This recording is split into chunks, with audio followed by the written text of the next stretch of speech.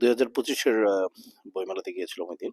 Dhaka university metro rail থেকে বের হয়ে হাতের ডান পাশে সোহরাওয়ার্দী উদ্যানের গেট দিয়ে বইমেলাতে প্রবেশ করলাম।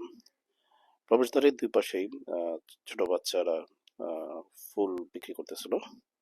ঠিক তার সামনেই দেখলাম যে ঢাকা আর্ট কলেজ, চারুকলা কিছু স্টুডেন্ট তারা লাইভ স্কেচ করে দিচ্ছিল দর্শনার্থীদের।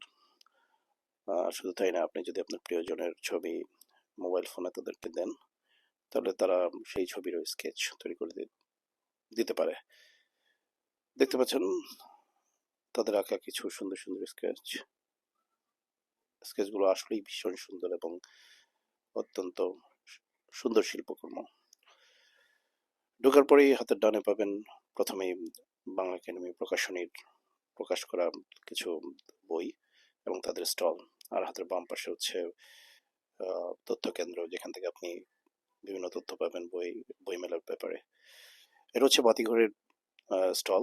বাতিঘরের এই স্টলটি একটু ভিন্নভাবে অন্যান্য স্টলের চাইতে একটু ভিন্ন রকম ভাবে তারা সাজিয়েছে। ভিন্ন হওয়ার কারণে ভিতরে দর্শনার্থীদের প্রচন্ড ভিড় লক্ষ্য করা যায়।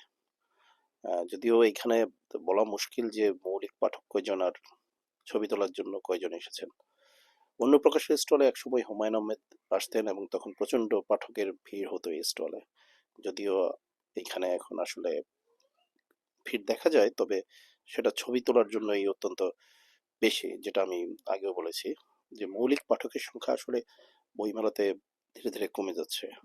সেখানে সামাজিক যোগাযোগ মাধ্যমের যুগে এসে ছবি তোলার হিড়টাই বেশি। বিশ্ব সাহিত্য কেন্দ্রে এই স্টলটি সাজানো হয়েছে তাদের ভ্রাম্যমাণ লাইব্রেরির আদলে। এক সময় এই গাড়িতে করে বিভিন্ন এলাকায় তাদের লাইব্রেরি যেত। বের হওয়ার সময় সন্ধ্যাবেলা এই আপুটিকে দেখলাম যে চুড়ির পসরা সাজিয়ে উনি ওইখানে দাঁড়িয়ে চুড়ি বিক্রি করতেছিলেন এবং লোকজন তার চুড়ি দেখে ভীষণ প্রশংসা করলেন এবং কেউ কেউ কিনেও নিলেন। এই ছিল বইমেলার প্রথম দিন।